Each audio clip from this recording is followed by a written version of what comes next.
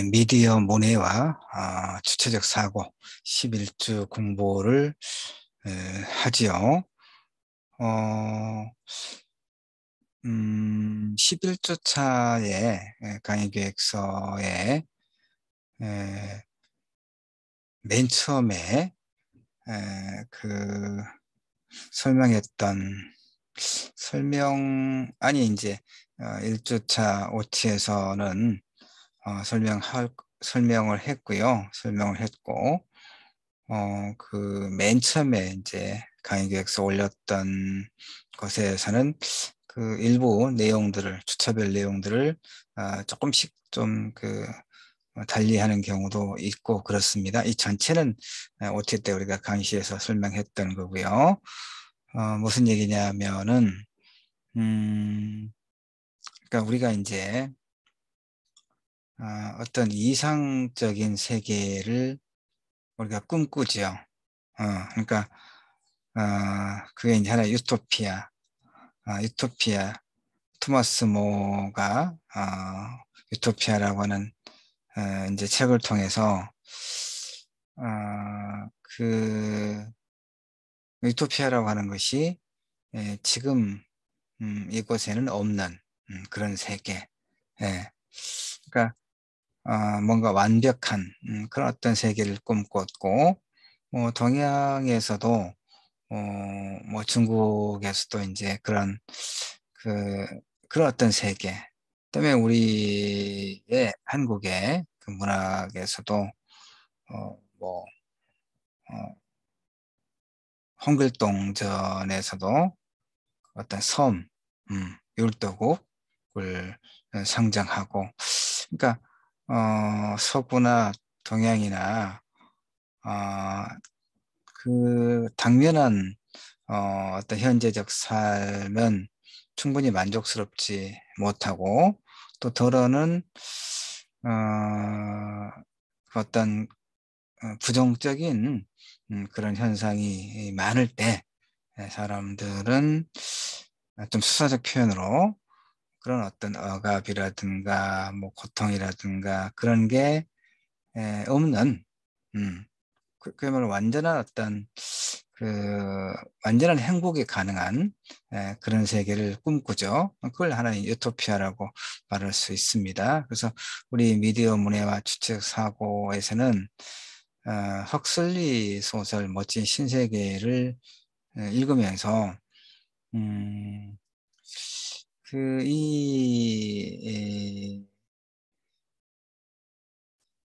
그 소위 이제 미디어 대중 매체를 통해서 우리에게 전달되는 우리 사회의 여러 가지 어떤 음, 모습들, 그러니까 그런 어떤 부정적인 모습들 를 우리가 미디어를 통해 많이 보잖아요.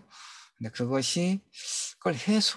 해소된 그런 세계를 꿈꾸는 하나의 그 미래 소설이고, 그런 가상적인 유토피아를 꿈꾸는 음, 그 멋진 신세계라고 하는 작품을 한번 11주 차에 읽어보려고 합니다. 그러면서 결국은 우리는 그런 어떤 고통이나 부정적인 것이 해소된 그런 사회를 만들 수 있을 것인가. 더불어서 우리가 소위 이제 어떤 주체적 그 사고를 어, 그러니까 어떤 억압된 상황에서 오늘 어떻게 그런 주체적 사고를 발현할 수 있을 것인가, 이런 걸 이제 11주차에 같이 생각해 보려고 합니다. 자, 봅시다. 일단 뭐 헉슬리는 19세기 말경에 태어나서 20세기, 그러니까 20세기 작가죠. 예, 영국의 작가입니다. 그 다음에 멋진 신세계는 그야말로 20세기 그 중반 무렵에 발표한 작품인데요. 어, 여기는 이제 이 작가 헉슬리가 어떤 여정을 과정을 거쳐서 세계적인 작가가 되었는가를 보여주고 있는 하나의 연보입니다. 하여튼 영국 출신의 소설가이면서 비평가고 시인이고 어, 그랬습니다. 그 다음에 하여튼 헉슬리는 이렇게 영미 문학에서 다양한 그 분야를 깊이 있게 공부하고 글을 통해서 표현한 작가다 이런 얘기죠. 그는 인간과 우주에 대한 끊임없는 구도자적 자세로 또 어마어마한 지식을 동원해서 삶의 의미를 본질적으로 규명하려는 그 작가적 임무에 평생 충실했던 사람이다 이런 얘기입니다. 작가로서는 굉장히 이제 이걸 하나의 상찬 매우 높게 평가하는 그런 말이 되겠습니다. 이제 헉슬리는 현대 문명이 지나친 과학기술의 발달로 균형을 잃어버릴 때 어떤 비인간적 세계가 벌어지는지, 이걸 진단한 거예요. 그러니까 현대 문명이 지나친 과학기술의 발달로, 과학기술의 발달은 대체로 어떤 목적 내지는 어떤 그 상황 속에서 과학기술이 눈부시게 발전합니까? 전쟁과 무관하지 않죠. 전쟁 또는 질병, 되게 그 같이 오는 것인데, 이제 이 과학기술이 엄청나게 발전했을 때, 그 과학기술은, 그러니까 인간의 삶을 풍요롭게 하기 위해서, 그 과학기술은 하나의 도구일 뿐인데, 이제는 인간이 그런 과학기술을 숭배하는 그런 이제 어떤 역전 현상이랄까 이런 게 바로 이제 크게 균형을 잃어버렸다. 그럴 때 이제 그 인간적인 어떤 음, 그런 것이 소멸했다. 소멸하고 만다. 이런 측면에서 이제 흑설지는 많은 관심을 두었다. 이런 얘기입니다. 그래서 서양의 사상과 기계 문명의 중심 사상은 결국 인류를 파국으로 몰아갈 것이다. 라고 예언하는 거죠. 그 다음에 이제 그래서 동양의 사상과 전통적 지혜를 이제 이제 좀 하나의 대안으로 헉슬리는 생각했던 모양인데, 되게 이제 이게 20세기만 하더라도 과학기술 문명은 과학기술은 서구가, 그다음에 이제 어떤 정신적인 그런 세계는 뭐 동양이 이런 뭐 이분법이랄까 이런 게 좀 있었던 듯 싶은데 뭐 꼭 그런 건 아니라고 보고요. 그다음에 어쨌든 좀 보면은 음, 네.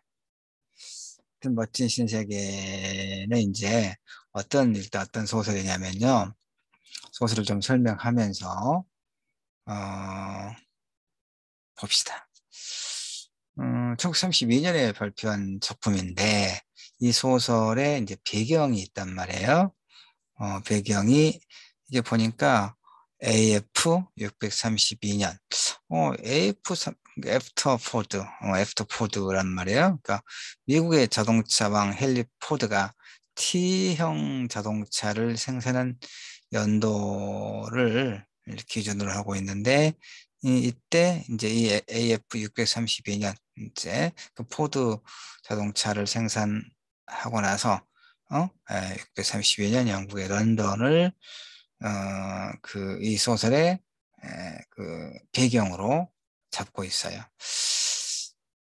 그 다음에 이 소설의 첫 문장은 겨우 34층밖에 되지 않는 나지막한 회색 빌딩, 중앙 현관 위에는 런던 중앙인공부화 조건반사 양성소 이런 간판이 붙어 있고, 또 방패 모양의 이런 현관에는 공유, 균등, 안정이라고 하는 세계 국가의 표가 보인다. 이게 이제 이 소설의 첫 문장인데, 이 첫 문장을 통해서 헉슬리가 그의 소설 멋진 신세계에서 보여주고자 하는 하나의 그 소위 말하면 미래 세계의 거의 모든 것을 이 첫 문장에 담고 있음을 알 수 있습니다. 가장 눈에 띄는 게 뭡니까?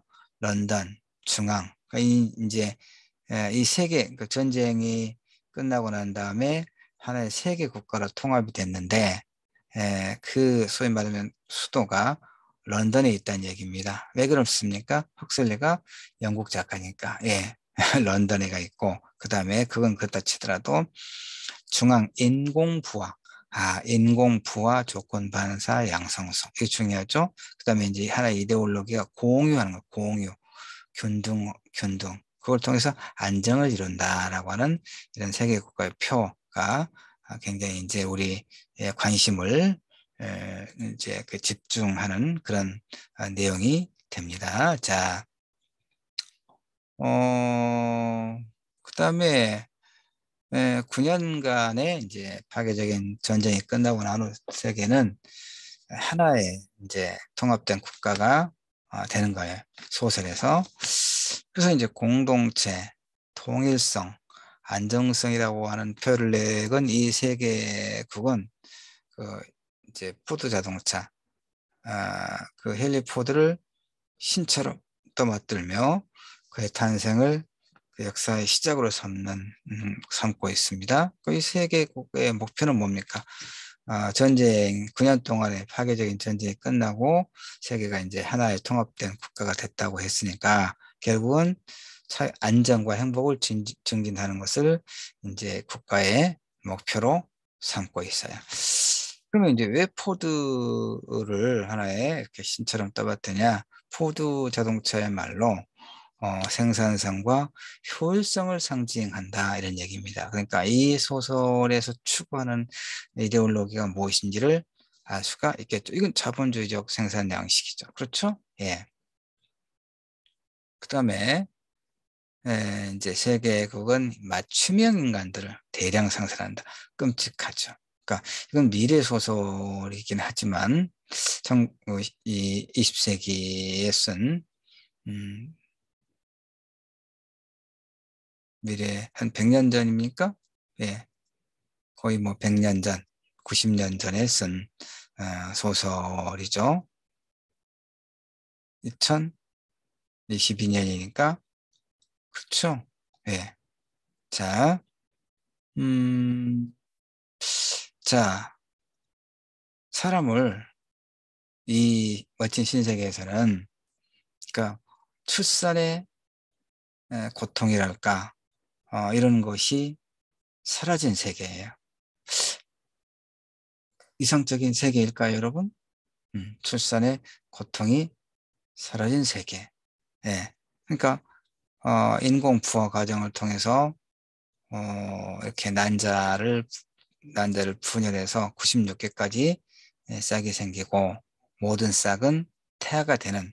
그러니까 그 아이들을 우리가 지금 그 출산율이 예, 1이 안 되죠. 예. 그렇다면 어떤 국가를 계속적으로 이제 유지하고 어떤 경제 시스템을 유지하고 그 발전 속도를 그대로 가져가기 위해서는 학교 출산율이 2가 돼야 되는데 이건 가임 여성 한 명이 이제 평균적으로 아이를 2명을 낳는다는 걸 의미하죠. 근데 우리는 1이 안 되죠. 그러니까 가임 여성 한 명이 아이를 한 명을 낳지 않는다. 한 명 미만이다 통계적으로. 그런데 이제 그 우리 사회에서 그 출산율이 1이 안 되는 이유는 사정은 여러 가지가 있겠는데 일단 이 그 헉슬리의 멋진 신세계에서는 이렇게 출산율에 대한 고민이라든가 그다음에 출산에 대한 고통이라든가 이런 것이 소거된 그런 세계죠. 인공적으로. 그러니까 좀 단적으로 이야기하면 공장에서 아이들을 생산하는 것이죠. 자동차 공장에서 각 부품을 조립을 해서 자동차를 대량 생산하는 것처럼, 예, 인공부화 과정, 예. 그래서 난자 하나에서 96명의 인간이 생겨날 수 있도록 되는 것이고, 보면 이제 좀 굉장히 구체적으로 이 소설을 흑슬리가 이 작가가 아주 정교하게 잘 맞춤하고 있어요. 실험용 병 속에서 태아가 자라나고 267일 만에 기계적으로 대량 생산되는 태아들은 햇빛이 드는 방으로 옮겨져 병마개가 따진 후에 유아실로 들어가는 이런 시스템. 음. 그다음에 이제 아이들은 이렇게 알파, 베타, 감마, 델타, 엡실론으로 계급으로 나눠져 있습니다. 여기서부터 이제 쭉 신분이 되겠죠. 다섯 계급으로 나눠져 있고 그들이 만들어지기 전부터 유전적으로 그 미리 결정된 거죠. 예. 그러니까 우리는 계급 어떻습니까? 우리는 태어날 때 어떤 뭐 오늘날 현대 사회에서는 이런 식의 어떤 계급을 가지고 태어나지는 않죠. 어, 다만 이제 사회 경제적 조건, 소위 부모의 사회 경제적 조건에 따라서 그 어떤 부모, 어떤 가정에서 우리가 태어나는가에 따라서 출발부터가 상당히 이제 그 평등하지 못한 그런 것은 하나의 현실이긴 해요. 그렇죠? 이렇게 이제 태어나기 전부터 미리 계급이 결정된 건 아니지만, 아니지만, 예. 하여튼 이제 이 그 소위 인공부화 그 과정을 통해서 태어난 아이들은 두뇌가 발달하지 못해. 굉장히 중요하죠. 두뇌가 발달하지 못해요. 그건 뭡니까? 주체적 사고를 할 수 없는 음, 사고를 주체적으로 스스로 옳고 그름을 판단할 수 없게끔 만들어졌다 하는 겁니다. 굉장히 중요하죠. 그다음에 이제 우리가 그 장애 감수성이라고 하는 측면에서는 이제 이런 표현을 쓰면 안 되는데 뭐 일반적으로 전에는 이렇게 썼기 때문에 그대로 옮겨오다 보니까 그렇게 돼 있습니다. 예. 그다음에 중요한 게 또 아기 때부터 책과 꽃의 거부 반응을 보이도록 길들여져요. 자, 무엇에? 책과 꽃에. 왜 그럴까요? 어. 그러니까 어떻게 하냐면 여기 보면 시끄러운 소음과 전기 충격으로 조건 반사를 유도해요. 책과 꽃을 보면, 그러니까 하층 계급은 글과 자연을 음미할 필요가 없었기 때문에 아예 이런 그 실험을 통해서 조건 반사를 통해서 책을 멀리하고 꽃을 보면 아름답다는 생각을 갖지 않게끔 이렇게 길들여진다 이 말이죠. 하나의 사회 통제 시스템을 은유하기도 해요. 이것은 억압적인 어떤 통제 시스템 속에서 이를테면 비판 의식을 또는 아름다움을 자각하는 그런 능력, 우리 이제 교과목식으로 이야기하면 소위 스스로 옳고 그름, 그다음에 미추, 아름다움과 추함 이런 것을 판단하는 이성적 능력, 즉 주체적 사고 능력을 마비시키는 거죠. 왜 그런 사고 능력을 마비시킵니까? 그런 것이 바로 그 어떤 억압적인 체제의 이제 그런 비판적인 어떤 사고는 위험하기 때문에 그렇죠. 예. 알파는 똑똑해서 우리보다 훨씬 열심히 일한다. 그러니까 이것은 자본주의 체제에서 부자들은 그들의 능력이 뛰어나기 때문에 부자고, 그다음에 이제 가난한 사람들은 그들의 능력 자체가 그 부족하기 때문에 가난한 것이다라고 그걸 굉장히 정당화하는 이게 이제 좀 따지면 어, 다윈이 종의 기원이라고 하는 이제 자신의 저서를 통해서 그동안까지의 그 어떤 사회의 이데올로기였던 그 창조소를 부정하고 이제 이 자연 상태의 생물종들이 그 어떤 경쟁과 경쟁을 통해서 그 환경에 살아남은 그런 개체들이 이제 살아남았다라고 하는 그런 어떤 유전적인 요인에 의해서 살아남았다라는 것을 이제 이야기하게 되죠. 종의 기원이라고 하는 책을 통해서. 이것이 이제 영국의 스펜서 같은 그 소위 사회 진화론자들이 사회 개혁가들이 다윈은 생물 종에만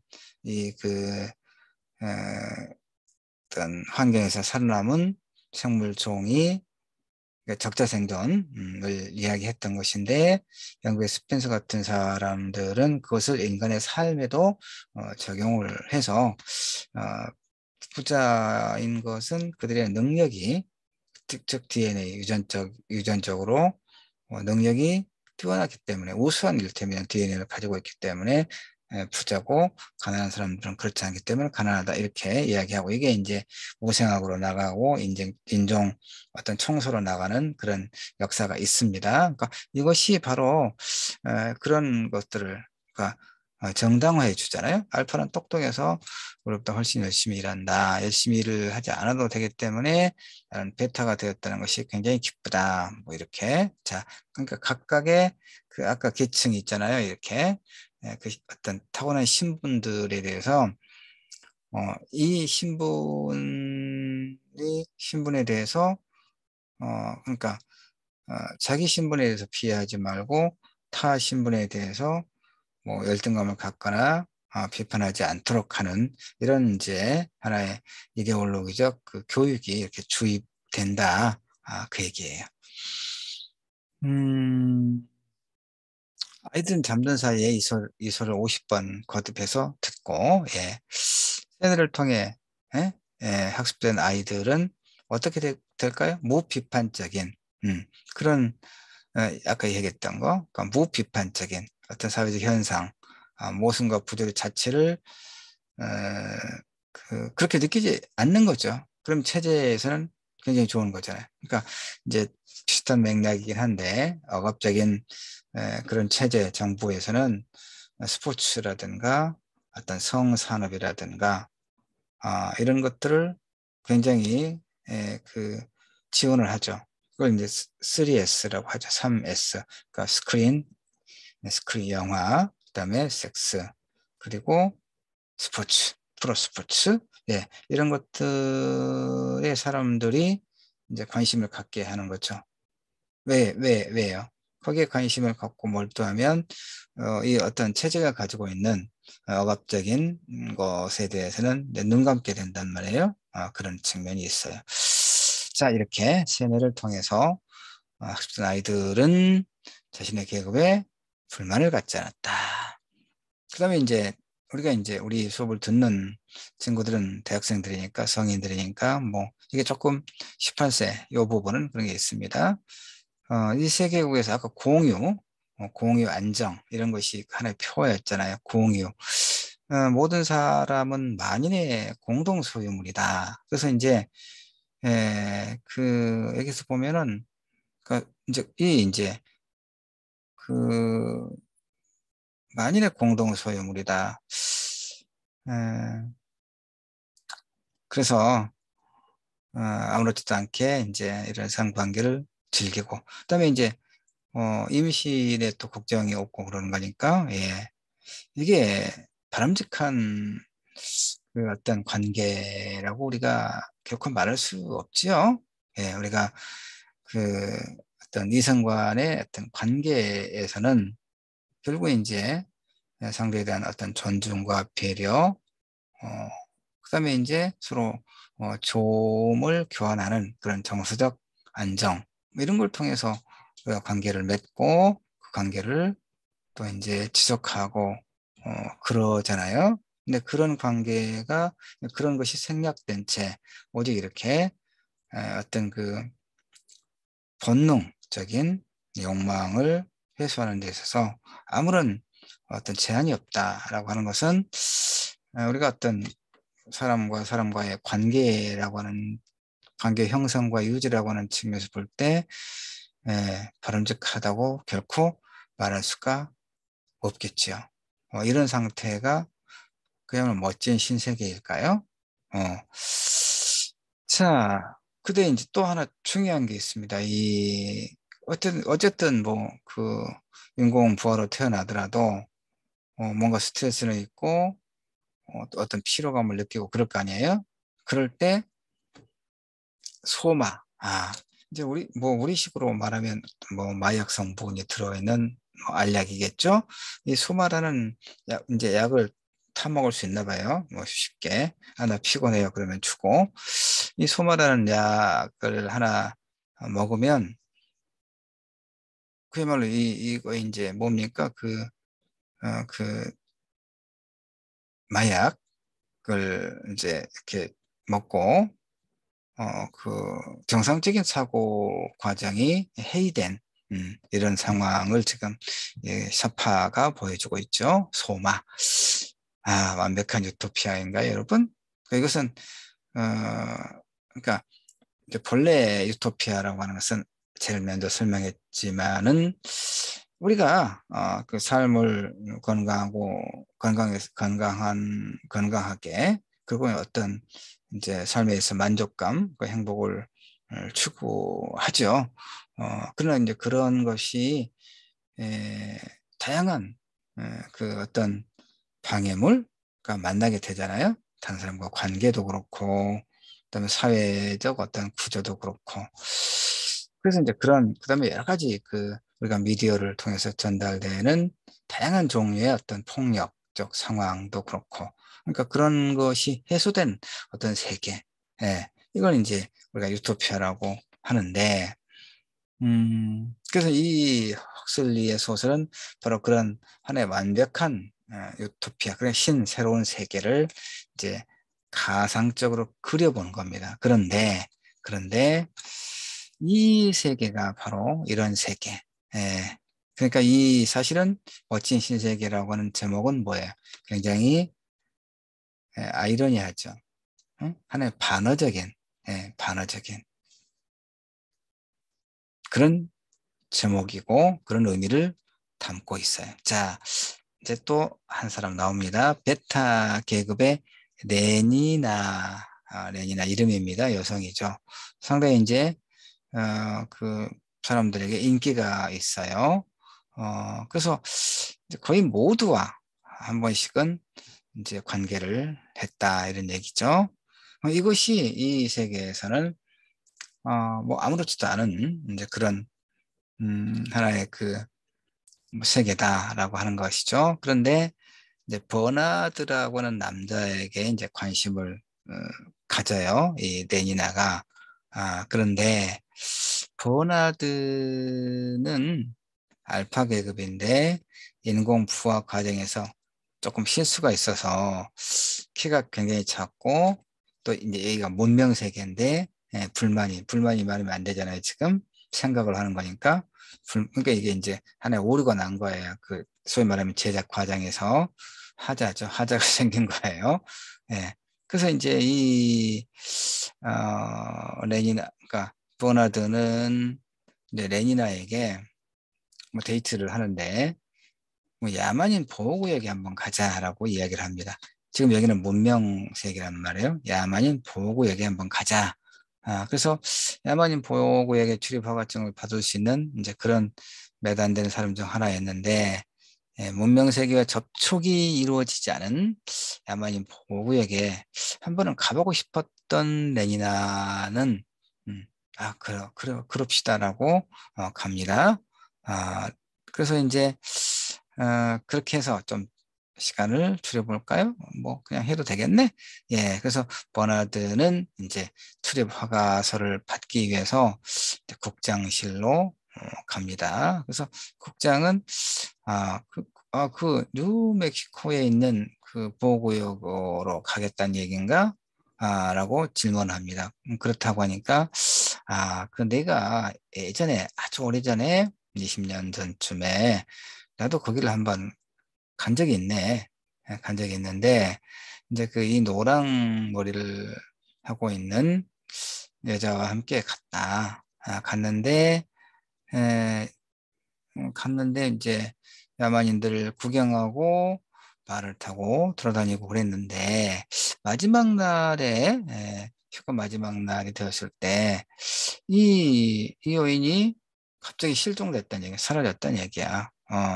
사라졌어. 그래서 이제 찾으려고 애를 많이 썼는데, 찾을 수가 없었다. 그 얘기를 하는 겁니다. 음, 노랑머리였을 거다. 음. 그리고 이제 버나드에게 허가서를 내주었다 이런 얘기예요. 그래서 두 사람은 이 버나드와 레이나는 뉴멕시코주에 있는 야만인 보호구역으로 갔는데, 이제 그 수건으로 코를 막고 있잖아요. 레이나가. 그러니까 이제 그 문명 세계가 아니니까 이렇게 이제 뭐 환경이 좀 이렇게 좀 뭐 깨끗하지는 못하고, 그래서 냄새도 나고 지금 그런다는 얘기예요. 예, 역겨움을 느꼈다. 근데 이제 보니까 이렇게 그 뼈만 앙상하게 말라서 몸을 제대로 가누지 못하는 주름진 노인의 모습은 공포와 놀람. 왜? 이 문명 세계에서는 경험하지 못한, 보지 못한 사람이니까요. 왜냐면 여기는 이제 그 늙지도 않고 병들지도 않고 일정한 나이가 되면 이제 죽는다는 거죠. 사실은 내가 그 가장 다른 건 몰라도 내가 그거는 굉장히 바라는 바죠. 한 70, 요즘은 70은 좀 너무 정나의 나이가 70. 그럼 욕심내면 한 80 정도 되면 더 이상 살지 않고, 그 정도 좀 되면 침대에서 조용히 죽어가는 그런 그 어떤 정치라든가 이런 게 우리에게 필요하다 싶어요. 왜냐하면 80 넘으면 다 요양원에 가서 그 누워 있다가 죽잖아요. 그 그러니까 70 넘으면 경제활동도 못하고 몸도 병들고, 그래서 이제 자식들한테 짐만 되고 사회에 짐만 되고, 다 요양원에 가서 그 스스로 이렇게 몸을 움직이지도 못하는 그런 비참한 상태에 몇 년씩 머물다가 죽잖아요. 일반적으로.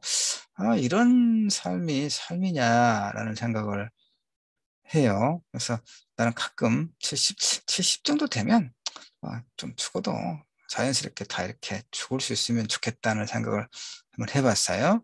예. 근데 이 세계에서 그것 하나는 딱 마음에 들어요. 다른 것은 뭐 좀 놀라운 일인데, 공포인데. 자, 어쨌든, 자, 요건 여러분이 이제 살펴보세요. 난 좀 더 간략하게 할 테니까. 예. 예, 그래서 결국에 이제 괜히 왔다고 이제 이 렌이라는 그런 겁니다. 괜히 야만인 그저 보호구역에 와가지고 그냥 뭐 보고 싶지도 않은 거, 그러니까 이런 거죠. 그 이제 여러분과 내와는 다 생각이 다를 수 있는데, 그 텔레비전을 켜면 그 아프리카의 그 아이들 아주 굶주리고, 그래서 그 아주 많은 상처, 파리가 상처에 득실거리고 굶주리고, 그다음에 물도 어디 황토 흙에서 물을 이제 이렇게 떠서 먹고, 그런 이제 하여튼 굶주리고 굉장히 열악한 환경 상태에 있는, 일단 뭐 이제 뭐 그 내전의 어떤 결과일 수도 있고, 하여튼 그런 이제 아이들에게 일정하게 후원을, 뭐 10,000원이든 30,000원이든 매월 후원을 하자는 그런 광고가 사실 많이 나오죠. 여러 군데서. 그런 광고를 보면 어떻습니까, 여러분? 나는 마음이 굉장히 불편해서 그 채널을 바로 돌려버리거든요. 아마 이 레니나가 이 소설에서 야만인 보호구역에 와서 이제 본 여러 풍경이나 사람들의 모습을 보고 느끼는 감정이 아닐까 싶어요. 그러니까 대책이 없죠. 어떻게 해볼 수도 없고, 굉장히 내 정서적으로 어, 부정적이고, 그래서 레니나. 근데 이제 이 눈여겨보세요. 금발의 젊은 청년이 나타납니다. 예, 존. 예, 존. 그러니까 결국은 누굽니까? 아까 그 국장이 20년 정도의 금발머리를 한 여인과 이 야마인 보호구역의 뉴멕시코에 소위 이제 관광을 왔다가 마지막 날 모두 실종됐다. 그러니까 바로 그거예요. 그 산으로 이렇게 추락한 모양의 발을 헛디뎌 가지고 쓰러져 있는 것을 이제 그 마을의 사냥꾼들이 데리고 마을로 왔다. 그래서 근데 이제 그 여인의 몸에는 이제 이 아이가 임신해서 있었다는 얘기죠. 그래서 존, 그 국장의 아들인 셈이죠. 일테면 예.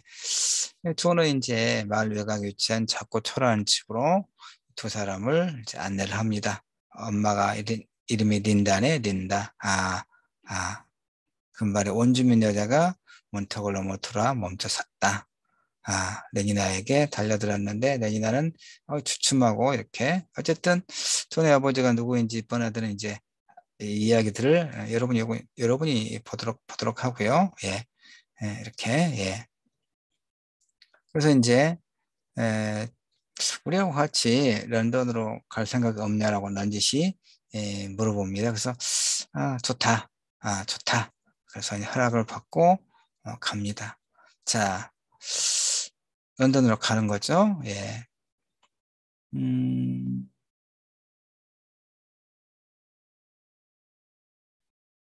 자, 이제 이 이야기는 내가 좀 이제 줄입니다. 여러분이 보면 되는 거니까 이야기는 좀 줄일 텐데 그러면 이제 그러니까 이 흑슬리가 이 소설에서 이야기하는 것은 뭐냐? 제일 앞에 이야기했지만 문명이 이 과학기술 문명이 발전하면 그 부정적인 어떤 측면이 뭐가 있냐? 무엇보다도 인간성이 소멸한다 이런 얘기죠. 인간성이 소멸한다. 그럼 인간이란 뭡니까? 우리가 인간을 무엇으로 규정할 수가 있겠습니까? 인간은 무엇입니까, 여러분? 인간이 무엇인지 설명이 어려우면 동물하고 구분을 하면 되겠죠. 동물하고. 물론 인간은 동물에 속하지만 인간을 제외한 여타 동물과는 뚜렷이 구별되는 것이 많이 있죠, 우리 인간은. 근데 우리 인간과 여타 동물과 유사성을 한번 찾아보면 돼요. 일단 뭐가 있습니까, 여러분? 다른 수업에서 한번 했던 것 같기도 한데 유사성? 뭐예요? 본능. 예, 생존하기 위한 여러 가지 본능적 욕구를 가지고 있죠. 먹어야 되잖아요. 예, 먹고 마시고 물도 마시고 물 한 모금 할게요.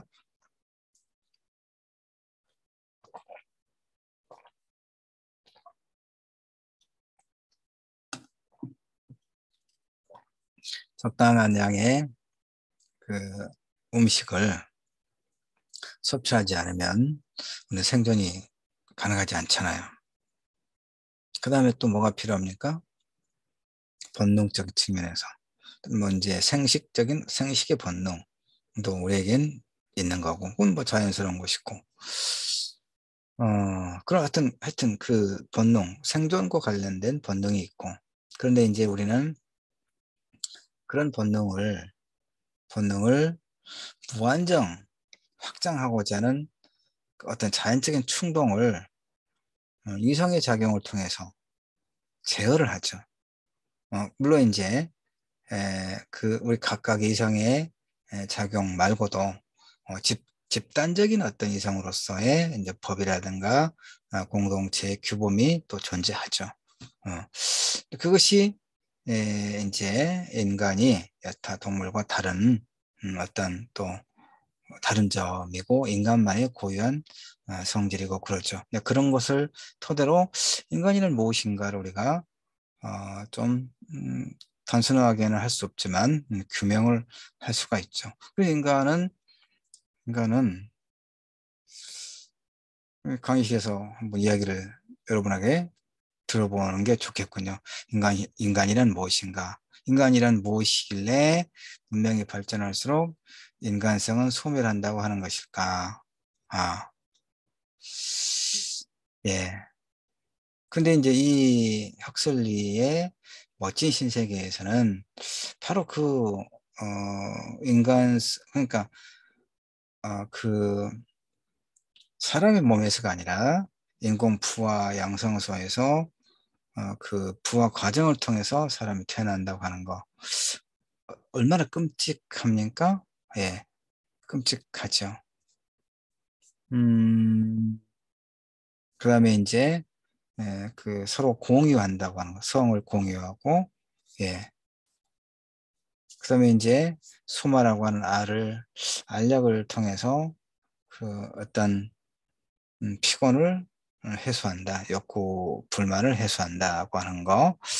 그러니까 그런 것을 통해서 볼 때 인간이라고 하는 것은 음, 자신의 어떤 생존을 위해서 뭔가 활동을 하죠. 일을 하면서 어떤 만족을 느끼고 기쁨을 느끼고 또 우리는 다른 사람들과의 좋은 관계를 만들어 나가기 위해서 또 많은 노력을 하죠. 그게 바로 이제 우리는 사회적 존재이기 때문에 다른 사람들과의 좋은 관계를 통해서 우리는 행복을 느끼죠. 예. 내가 이제 다른 수업에서 또 쓰는 그 어떤 자료를 보면 사회적 관계망의 크기와 우울이라고 하는 뭐 그런 이제 뭐 제목인가 내용으로 리포트가 있는데 그러니까 우리가 그 얼마나 많은 그 관계를 어느 정도의 관계를 가지면 이를테면 일정하게 만족하고 그렇지 않을 경우에 우울감이 증가하는가를 보면 대체로 우리가 이제 다른 사람과 맺는 관계의 수를 한 50명 정도 오면 상당히 좋은 만족도. 근데 그보다 미치지 못할 경우에 현저하게 미치지 못하거나 또 그 수를 좀 초과해서 관계망을 맺을 때 우울감이 증가한다고 되어 있어요. 그러니까 사실은 우리가 뭐 현대에서 이제 우리 사회도 고독사, 뭐 나이 먹은 세대만 아니라 뭐 젊은 세대에서도 종종 우리가 매체를 통해서 그런 소식을 접하게 되지요. 오랫동안 원룸에서 인기척이 없어서 이제 가봤더니 시신으로 발견됐다. 그래서 소위 고독사의 문제. 그건 뭡니까? 하나의 극단적인 경우인데 다른 사람들과의 관계망이 전혀 없었던 얘기 아니겠습니까?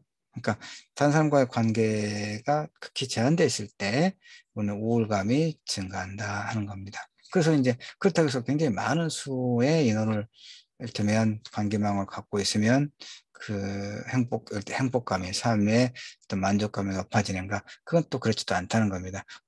한 50명을 넘어가면 또 우울감이 증가한다. 이건 어떻게 설명할 수가 있냐면 이제 아마 우리 학생들은 이제 조금 더 이제 사회생활을 하다 보면 직장에서 직장에서 누가 결혼한다는 때문에 청첩장, 그다음에 누구의 부모님이 돌아가셨다는 부고장을 이런 소식을 접하게 되죠.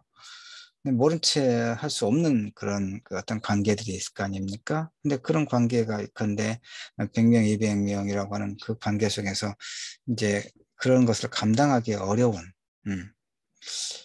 그러면 이제 이렇게 되면 그러니까 다시 말해서 너무나 많은 관계를 갖고 있으면 그 비용이 든다는 얘기입니다. 그래서 우울감이 증가한다. 대강 그런 얘기였거든요. 자, 하여튼 인간이란 뭐냐? 우리가 뭐, 내 의지와는 관계없이 태어난 거지만, 어쨌든 우리가 세상에 태어났으니까, 자신의 삶을 잘 만들어 나갈 의무가 있죠, 우리에게. 잘 만들어 나가려고 우리는 모두 애를 쓰는 것이고, 그러면서 이제 어떤 목표를 정해서 그 목표에 이르기 위한 노력을 하는 것이고, 또, 다양한 사람들과의 관계를 통해서 어떤 또 그 관계의 질을 통해서 우리는 만족을 느끼죠. 그 관계에서의 만족은 뭡니까? 우리가 존중받는다는 느낌을 갖는 걸 말하는 거죠. 내가 소중한 사람이다, 썩 괜찮은 사람이다라고 하는 인정과 존중을 받을 때 우리는 만족감을 느끼게 되는 것이죠. 예. 하여튼 뭐 바로 이제 그런 것이 문명이 발전할수록 인간은 소외된다. 그 얘기죠. 문명이 발전할수록 빈부격차는 엄청나게, 그러니까 사회적 위치라고 하는 것은 엄청나게 갭이 생기고, 어, 그런 문제를 이 소설에 다루고 있는 겁니다. 그 다음에 또 지속 가능한 세계, 예. 그 다음에 또 개인은 공동체를 위해 행해야 하는가, 뭐 이런 여러 가지 문제를 이 소설이 제기하고 있어요. 자, 아, 음, 하여튼 학슬리의 소설 멋진 신세계를 보면 그 세계가 무한한 물질적 풍요와 끝없는 쾌락이 어떤 수고나 노력의 대가 없이도 주어지는 하나의 이상향, 코케인이라고 하는 이상향. 그다음에 과학기술의 발달과 그에 의한 물질적 풍요를 기반으로 한 이상사회인 베이컨의 신 아틀란티스를 모델로 한 유토피아다 이런 얘기입니다. 그래서 내가 다음 장에 이제 코케인이 뭐고 신 아틀란티스가 뭔가를 이제 자료를 찾아서 설명을 해놓고 있는데 이것도 이제 강의실에서 같이 살펴보기로 하고요. 자, 그런데 이제 문제는 음, 어떻게 그런 소위 말하면 완벽한 그 이제 요걸 생략해 놓으니까 그런데 이제 이거죠. 무한한 물질적 풍요와 끝없는 쾌락이 어떤 수고나 노력의 대가 없이도 주어지고 주어지는 그런 세계를 하나 이제 투피아라고 했을 때 멋진 신세계가 이제 그런 세계로 그려지고 있단 말이에요. 근데 그런데 어떻게 그런 것이 가능하냐? 어, 가능하냐? 그러니까 사람들은 태어나는 것이 아니라 유전학적으로 선별돼서 만들어지고 길러지는 것이 아니라 사육되고 즉 선별과 사육 이 두 가지가 저 유토피아를 떠받치고 있는 기둥이다 이런 얘기죠. 헉슬리 소설 멋진 신세계는 이런 일이 시행되고 있는 런던 중앙 인공부하 조건 반사 양성소 아까 이제 그 설명을 했었고요. 그다음에 이제 마지막 정리를 합시다. 야만인 존이 이제 런던으로 와가지고 이제 그 갈등을 일으키는데 소설의 마지막 부분에서 존은 이 신세계 지도자 총통 무스타파 먼두와 이제 언쟁을 벌입니다. 나는 안락을 원하지 않아요. 나는 신을 원하고 문학도 원합니다. 진정한 위엄과 자유와 선을 원해요. 나는 죄마저도 원합니다. 라고. 이건 뭡니까? 바로 인간의 어떤 속성들이죠. 인간의 속성들. 총통은 어이가 없는 표정으로. 그러니까 자네는 불행해질 권리를 요구하네? 응? 불행해질 권리를 요구하는 거야? 뚫고 추하고 생식불능이 되는 권리, 성병과 암에 걸릴 권리, 먹을 것이 없거나 이들이 들끓을 권리, 내일 자신에게 어떤 일이 닥칠지 몰라 불안에 떨 권리, 장태푸스에 걸릴 권리, 온갖 표현할 수 없는 고민에 시달릴 권리도 원한단 말이야? 정말이야? 라고 물어요. 저는 네라고 대답하죠. 바로 이것이 인간 세계에서 갖고 있는 어, 다양한 어떤 인간의 면모죠. 부정적인 것까지. 그러니까 결국은 이것을 인간이라고 하는 것은 우리에게 닥친 이러한 것들을 주체적 사고와 이성적 어떤 사유, 행위를 통해서 해결해 나가는 것. 이것이 인간이다. 그 얘기를 하고 있어. 진정한 인간의 삶이라고 하는 것은 그래서 이제 흑슬리가 말하고 싶은 것은 결국 인간에게는 행복보다 행복과 행복과 안정보다 더 중요한 것이 있다. 그것이 뭐냐? 자유다. 자유다. 자유. 설사 불행해지는 한이 있더라도 자신의 삶을 스스로 선택하고 실행할 자유를 가질 권리를 인간은 원한다. 이런 얘기입니다. 여러분의 생각은 어떻습니까? 예, 여러분의 생각은 어떤지 강의실에서 함께 얘기 나눠보도록 합시다. 예, 굉장히 중요한 것입니다. 여기까지 해서 우리 미디어 문해와 주체적 사고 제11주를 일단 마치도록 하죠. 그러니까 다시 한번 강조하지만 11주 차에 헉슬리의 멋진 신세계를 왜 읽었느냐? 결국은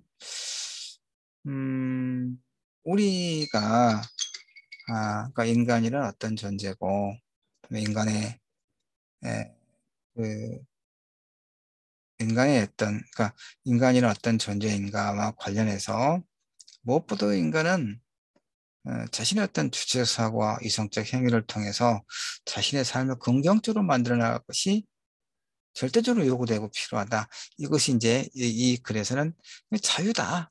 자유다. 행복과 안정보다 더 중요한 것이 자유다라고 하는 이것을 강조해 있고, 오늘 이걸 확인 한번 해보자는 그런 의도였다고 이야기를 할 수가 있습니다. 자, 여기까지 할게요.